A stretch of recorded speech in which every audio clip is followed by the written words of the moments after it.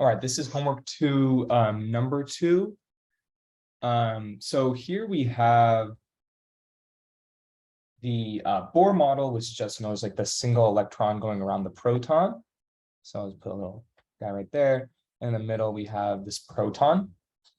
And so it says, yeah, it's in the lowest energy state. We've given the radius right there of the proton. We want to show the speed is equal to 2.19 times 10 to the 6 meters per second. So if we just follow, Newton's second law here, so we know that the centripetal, force right here is going to be equal to, let's call it cent there, it's equal to mv squared over r, right? That's the acceleration when it's moving in a circle. And if we draw our diagram, we know there's like a velocity that's causing it to move this way, right? But instead of just shooting like off the proton into, forever, there's a force right here. There's an electric force right here that holds it.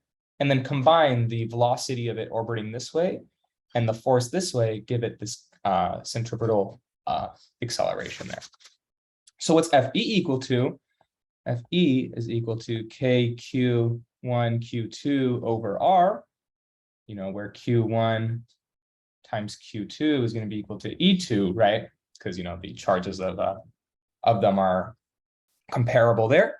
So then we can just set these two things equal to each other.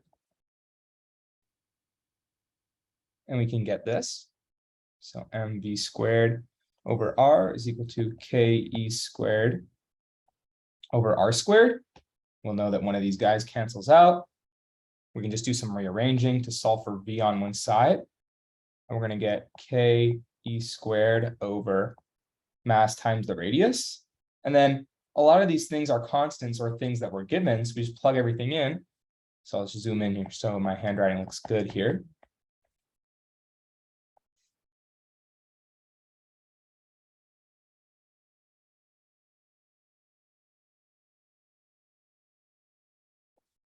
Okay, and then that's the mass of an electron, the given radius. And you're just going to plug into your calculator and you're going to get 2.18 times 10 to the 6 meters per second. And obviously there was a little bit of a rounding thing, but yes, we're in agreement with what we want to prove that the velocity is equal to. So that's part A. And then the next part in part B is what is the effective current associated with this orbiting electron? So our equation for current is, let's call that part B, is I equals, delta Q over delta T, where delta Q is, this guy is the amount of current at a given point, and this delta T is the time required to reach said point. So we're going to want to break this up a little bit because we don't know what T is equal to. And we don't know what current is equal to. So we're going to need to break out that T. So first, let's say, let's find it like the time to go around the circle is equal to delta T, right? And we remember that V equals D over delta T. And what's the distance this electron has to go? It's the distance around a circle, right? The circumference. So that's equal to 2 pi r. I'll write that over here. So D is equal to 2 pi r. Right? So to find delta, we want to find delta T, and we already know V because we just found it right here. And we now know D, what we can plug in. So we can just do some rearranging here and say delta T is equal to 2 pi r divided by V, right? So we just move this guy to this side, divide V on this side, and replace D with this expression. We can solve for delta T. Now to solve for current, we should have to plug this in for delta T. We have delta Q, we know that already, and then divided by this 2 pi r, and we have a complex fraction here. You can simplify if you want, or you can just like solve that as is, and then that's how you solve for I. So I'll leave plugging in the calculator for you guys. That's how you do question number 2 from homework number 2. I'll pause the recording and take questions once I figure out how to do that. All right, so the next one we're going to do from homework question 2 is number 5. So here we have aluminum and copper wires of equal lengths with the same resistances. Oh wait, this is not the one I solved. Oh, that's number 4. That's fine. So we have a toaster rated at 600 watts is connected to a 120 volt source. So what current does the toaster carry and what is the resistance? So when I see watts, I know I'm working with power, right? And we have 3 equations to solve for power. We have PIV, we have I squared R, and we have V squared over R. So whenever you're working with power, it's going to be one of these 3 equations.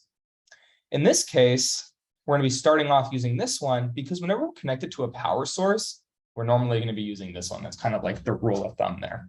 So I'm going to say use because we are connected to a power source, right? So with this equation, we have P equals to IV. We just do some rearranging. We're going to see I equals P over V, which equals 600 over 120, which equals 5 amps. Okay, so that's the current the toaster carries. And the next part we're asked for is find the resistance. So again, we're going to look back to our equations here, and now we're going to be using this one because we know current, we have that right here, and we know power, we have that right here, so we can solve for resistance. So I'm going to draw another arrow here. We're going to say R is equal to delta V over I, which is equals 120 over the 5 amps we just found, and that's equal to 24 ohms. Okay, so this question is more, I think the tricky part is just recognizing there's all these variants of the equation and like when to use each one. So remember here, we're going to use this version when we're connected to a power source, here when we're working with resistors, and then this one's kind of like the one if you use if the first 2 don't work. But like I said, like those are like the general rules, and you'll approach it differently kind of relative to the question. All right, I'm going to pause the recording again and take questions. All right. And here we're looking at question 8 from homework 2. We're dealing with a Kirchhoff's law type question. So basically we're given this circuit and we're going to want to find the current at the different instances that are all separated by junctions. Those junctions are in blue here, right? So this requires the application of 2 rules, that being the junction rule and the loop rule. So the junction rule is normally easy to start with, and I'm just going to I'm thinking that you guys should know the junction rule at this point. I haven't gone. I'm going to be in lecture tomorrow, so I guess I'll see for sure if you guys have, but if not, do that. So you basically assign the current to all of these 3 iterations that are separated by a junction, kind of randomly, but you can do it in an informed way, right? So I'm actually intentionally doing it wrong here, but it's to prove a point, but I'll tell you why I did it this way. So the current here is like going, so with respect to I1, it's going this way. With respect to I2, it's going this way. With respect to I3, it's going that way, right? And the reason I do this is because we have these batteries with a plus terminal, a minus terminal here and a plus terminal there. So you'd expect the current to just go like this here, like this here. And since here there's nothing else, and you know by the junction rule, what goes in equals what goes out, I'm going to have current 3 pointing this way. It is in fact that this current goes this way, and that's only something I know by solving it to the end. But that's kind of what led me to assign the currents going this way. Again, minus terminal here, plus terminal here. So this current probably goes this way. Minus terminal here, plus terminal up here. So the current probably goes this way. What goes in has to equal what goes out. So that's why I have I3 pointing in. So we set it, our junction rule. Junk rule is equal to what goes in. So I3 is going into this junction, and then equals to what goes out. I have I2 plus I1 coming out of that junction. The next thing we have is the loop rule. So the loop rule is, that delta V is equal to 0 with respect to each area, but I think that's easier to draw it out and see. So what I like to do is actually draw in like the loop like this, right? So right now I have a loop that's going counterclockwise. It's going like this. From starting from this, I like to start from the battery, right? Starting from the battery, it's going to go like this and then back counterclockwise. So I'm going to write it here, my first loop. So I'm going to say 0 because delta V is equal to 0 by definition of the loop rule. We're going through the battery, right? So when we go, with our direction of the arrow going from the minus to the plus terminal, it's equal to plus 12 volts. And then we continue along. The current's going in the same direction. Our arrow is going in the same direction as the current through that resistor. So it's minus 1 I1. We follow our arrow all the way up through here. We see that we're going the current and the arrow are going the same direction through our resistor. Again, that's minus 3. And what's the current here? It's I1. We follow all the way down. We go here. Now our arrow and the current are kind of clashing, right? They're pointing at each other. They're bumping into each other. So through that resistor is a positive. So plus 5 I2. We keep moving it on. Again, we clash with the direction of the current. So it's going to be plus 1 I2. And we continue along here. We hit the plus terminal first. Therefore, it's plus minus. Our arrow goes this way, and then it's going to be minus 4. All right. So we can clean this up, and that comes out to be 8, 4 I1 plus 6 I2. So that's our first loop. Now we can do our second loop. Again, I like to do it where we start with a battery equal to a positive. So here I chose it to go this way, so I can start with that plus 12. Oh, that should be loop 2, sorry. And then here I like to go this way. So with this battery, I can start with a plus 4. Okay. And another thing is you can do a loop that is out here like this, but you're going to have a lot more terms. So it's easier to just do the 2 that are inside normally, but you can use the one that's out there. So we're going to do another loop rule here. So 2, delta V is equal to 0. So the first thing we're looking at is this battery, right? So our defined arrow is going, again, counterclockwise. So through here, hits the minus terminal first, then the plus. So it's a plus 4. Next thing, we continue all the way up. Here, our arrow and the current are in the same direction. So it's minus 1 I2. That's the current there. Same thing with here, minus 5 I2. We continue along.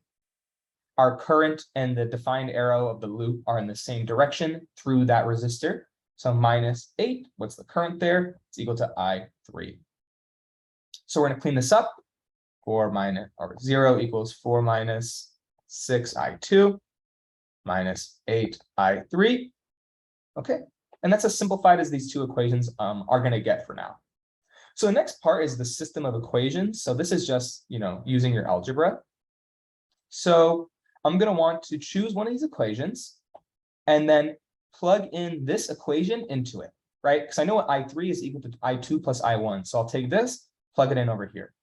So I'm going to write that out. That's 4 minus 6 I2 minus 8 I2 plus I1 is equal to 0. That's me plugging in the junction rule into this I3 position, because we know what I3 is equal to. So we're just going to, multiply out. So 4 minus 6 I2 minus 8 I2 minus 8 I1 is equal to 0. Continue cleaning up. We're going to say 4 minus 14 I2 minus 8 I1 is equal to 0. I'll let you guys kind of work through this on your own, but I want to solve for I2 by itself. So I can plug I2, whatever I get for I2, into this equation, right? So I'll have only one variable unknown. So I2 is equal to 0.29 minus 0.57 I1, right? So now I can plug in I2 into this equation. And within this equation, I'll only have one variable, I1. That allows me to solve for I1. So I'm going to do exactly that. I'm going to plug in that into this equation. I'm going to plug in this I2. So I'm going to say 8 plus 4 I1 plus 6 times 2.9 minus 0.57 I1 equals 0. You're going to multiply the 6 out. You're going to do some cleaning up. And what you get is 9.74 minus 7.42 I1 equals 0. You're going to add 7.42 I1 to both sides, divide by 7.42. I1 comes out to be 1.3 amps. This is a positive. That means our guess for the direction of the current with respect to I1 was correct. So in this loop, the current does in fact go this way with respect to I1. So now that we have one variable, we can plug into this equation to solve for I2, right? So now we have I1, we can plug it in here to solve for I2. So I2 is equal to 0.29 minus 0.57 times 1.3. I2 comes out to be minus 0.45 amps. So the current can't be negative, right? So that means our guess here was incorrect. It is in fact, the current I2 goes this way, but that's okay. This value is still correct. All you have to do is make a modification. You say therefore, so those three dots mean, right? Therefore, guess is wrong. I2 is equal to 0.45 with current pointing downwards. All right, so that's your answer. And now we have I1, I2, what's left? It's I3, so we solve for I3, that's this guy right here. We can go back and look at our junction rule. We have I2, we have I1, we add those two together, and that comes out to be I3. So I3 is equal to I2 plus I1. You do the addition, I3 equals 0.849 amps. This is very important now to remember that you plug in the negative into this I2. You solve the whole thing. You made both of your loop rule equations per the fact your current with respect to I2 is going this way. That means when you solve right here, you plug in the negative. Even though it is in fact a positive, you plug in the negative right here. Can't stress that enough. You'll get it wrong if you don't do that. So now you have all your three currents. It came out positive, so our guess is right. So that's how you solve question 8.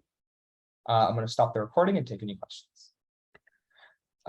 We're back. Make sure you put in a negative right here. I accidentally drew it as a positive, but it is in fact a negative. Sorry, I had another question about this question. All right, so here we're looking at a circuit of all resistors. And, we have some in parallel, we have some that will be in series, and we're just asked to calculate the current in each resistor. So the first thing we need to do is calculate the REQ, right? So how do we do that? It's kind of the same thing we do with capacitors. We're just going to want to simplify the system. So right off the bat, I see that I have two in parallel, just stacked right above each other. So I like to do my parallel. I draw a box, go like this. How do we combine resistors in parallel? It's just the opposite of what we do with capacitors. So it's that inverse addition. So I'll say RP is equal to 7 times 10 over 7 plus 10. I don't have a calculator handy, but I'll just call that RP, and then I'll pause and plug in everything. And then I have this system right here now. Let me just duplicate this. Delete that. What's left is I have RP, and then these guys right here. And I can combine these ones as they're all in series now, right? There's no junctions between them. How do we combine resistors in series? We just add them all up. So I'll say RS is equal to 4 plus 9 plus RP. So that's RP from up here, right? I didn't find that yet. And then what you'll have is, the final one. So it's A here and B here. And it's REQ. So that's our, it's the final portion right there. So let me just calculate REQ real quick. All right, so our the equivalent resistance of this whole system is REQ right here, 17.12 actually is what it is. All right, so the next part, in part B, we're asked to calculate the current through each resistor.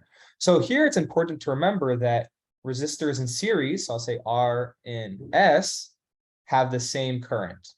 So same I. Another one is resistors. Sorry, my iPad handwriting is worse than my real life handwriting. Resistors in parallel, they have the same voltage. So I'm going to say same V. All right, so we need to use this logic and REQ to be able to solve each of the currents. So using Ohm's law, delta V is equal to IR, where we know the delta V of the entire system is equal to 34, is equal to the current, unknown at this point, times R. And we'll say it's REQ because of the whole system. And REQ itself embeds, or I would say holds on to the current that goes through here and through here, right? Because these three combined is what equals that. So we can find those currents here by just doing plugging in and moving things around. So let's say divided by 17.12. 34 divided by 17.12 is equal to 1.9. 1.99. So I equals 1.99 through the 4 and 9 ohm resistors. So now we have the current here and here.